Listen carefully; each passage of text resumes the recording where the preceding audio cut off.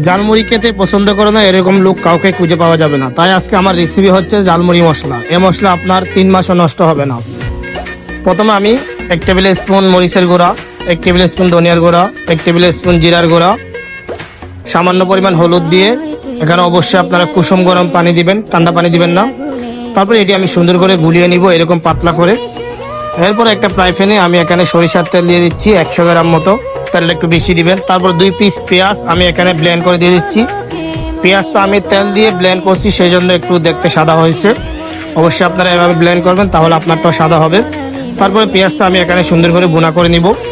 এরপরে 2 table spoon আমি আদা রসুন পেস্ট দিয়ে দিচ্ছি। এগুলি ভুনা করে আমি যে গ্রেভিটা করছিলাম সেটি দিয়ে দিচ্ছি। এগুলি দেওয়ার পরে আমি সুন্দর করে এটি ভুনা করে দিব। অবশ্যই একটা জিনিস খেয়াল রাখবেন, সোলার হিট এখানে হাই করা যাবে না, মিডিয়ামে রাখতে হবে।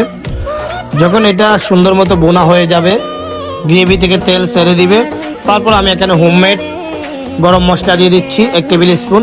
এটা রেসিপি আমার পেজে দেওয়া আছে, ওখান থেকে আপনারা দেখে নেবেন। দেখতে পাচ্ছেন এই হোমমেড মশলাটা কিভাবে তৈরি করি, আমি কমেন্ট বক্সে লিঙ্ক দিয়ে দিব। এরপর আমি এখানে স্বাদ অনুযায়ী লবণ দিয়ে দিচ্ছি। তারপর এটি মিনিমাম 10 মিনিট আমি সুন্দর করে চুলাতে ভুনা করে নিব। যখন এরকম কালো কালার চলে আসবে তখন আপনারা এটা নামিয়ে নেবেন। এটা আপনারা 2 মাস রাখলেও নষ্ট হবে না। রাখবেন। আজকে এই পর্যন্ত। আল্লাহ হাফেজ।